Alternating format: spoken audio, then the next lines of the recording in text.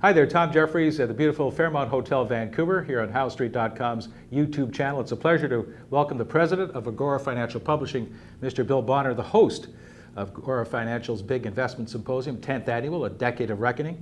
It's good to have you back in Vancouver, Mr. Bonner. Well, it's nice to be back. Last year you were talking about the crack-up boom and how we're facing, et cetera, et cetera. Yes. And oh boy, did we ever have the crack-up boom. So Bill, where are we now? Well, we're in the early stages of the Depression.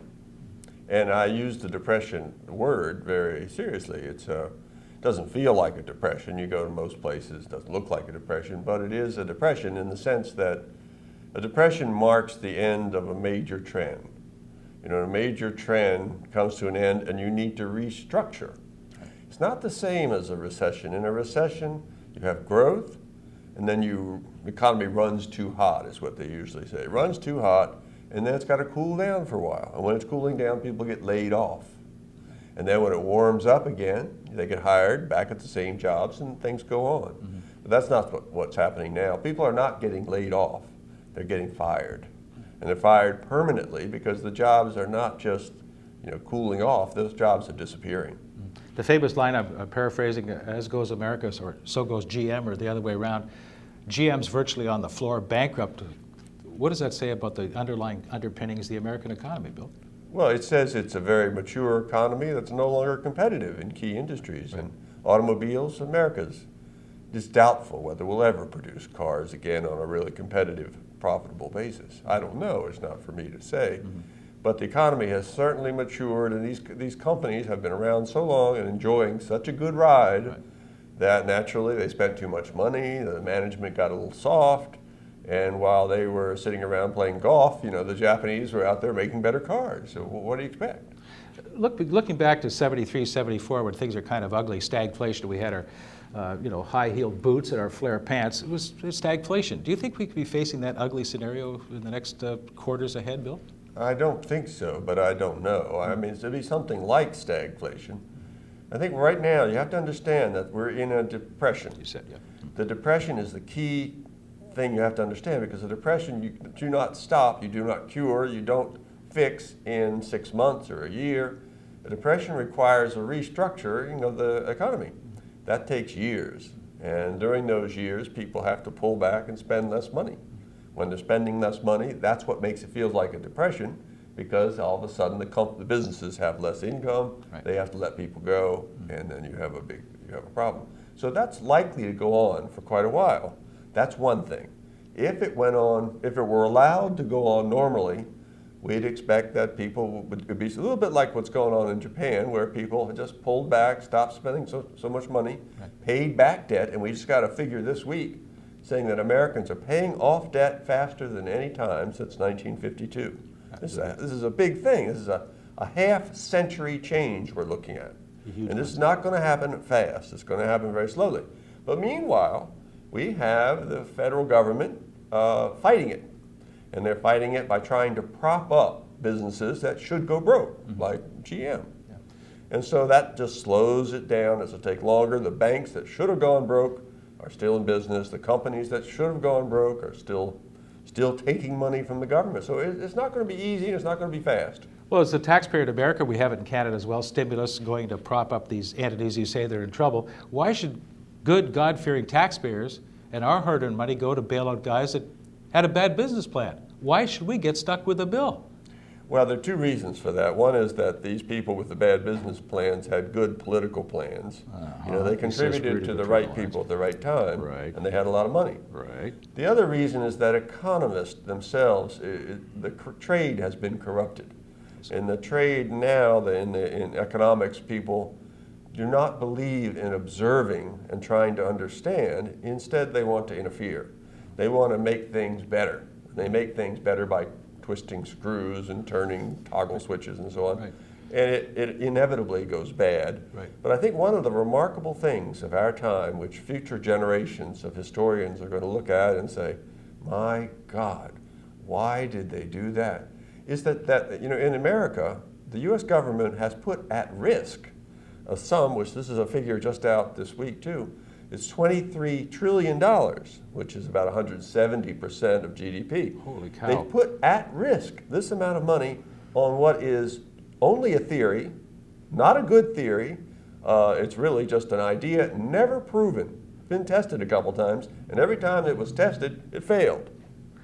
Trillions we hear being pumped in, liquidity, whatever you want to call it, easing, quantitative easing. And now I hear this week that Obama's boys said, well, if this doesn't work, heck, we'll do it again. Oh, absolutely. We're talking about son of stimulus now. Son of stimulus, part two. Stimulus 2. Yeah, well, I mean, it's He's not, back. But you've written in the Daily Reckoning, by the way, folks, if you don't read the Daily Reckoning, you're missing something. It goes out to just about 1 million people a day. It's fantastic. You point out, easing has never worked. It's never worked. It's pushing on a string. You're blowing money for after bad. No, it doesn't work. It's never worked. And it's part of a bigger thing, though, if you think about it. It's, you know, you call it what you will. There are lots of forms of what could be called stimulus. And now they're talking about stimulus, more stimulus needed.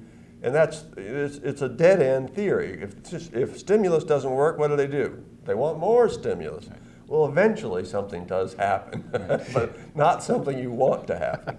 Yep. Stimulus. So the problem in America, it really is, and the problem not just in America, in the world, less in Canada, but the problem is there's been too much stimulus over too long a period of time. And this stimulus has gone on for half a century. Started very innocently, and then the finance industry became more and more aggressive about offering credit. That's stimulus. And the government helped by keeping rates low, by subsidizing mortgages and so on.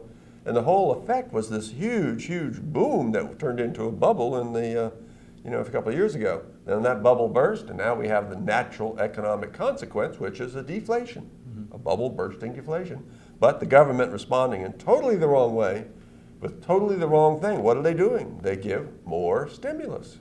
You've been doing a book signing here while you're visiting Vancouver. Of course, the Financial Wrecking Day Fallout, Edition 2 is out, Empire of Debt is out, and they're really terrific 2 books. But what really surprises me about people here is they realize, yes, there's something changing. I think they can feel it changing. And all of a sudden, on their own, they're downsizing. The new ethic of being frugal is in. Is that the new trend we're going to be living with for a while, do you think? I think it's a trend we're going to live with for probably the rest of our lives. Really? It's a big trend. It's going to go on for a long time, and it's a trend that is justified.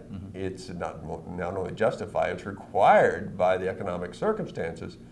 And I speak of Americans because I know them better. In Canada, I'm less sure what the situation is, but Americans have been living beyond their means, to use that old expression, we're even more for quite in debt here, a long time. Yeah, yeah. And that can't continue. So if it can't continue, what has to happen? Well, they've got to live not beyond their means, but beneath their means. The whole thing has to change, the mentality in people. I have a saying, or a little dicta in the book there, that people come to think what they must think when they must think it. And all of a sudden, people cannot spend so much money, so all of a sudden, guess what? Being frugal is fashionable. Seems like it sneaks up and hits us in the head, and we go, what just hit us in the head? And also the psychological, I guess it's just humans, we have this sort of myopia for the past. And that's why we're really glad you're here. That's why we're glad you bring up history. And again, I remind you, if you haven't checked out the Daily Reckoning, a good jump-off point to meet Mr. Bonner and his team.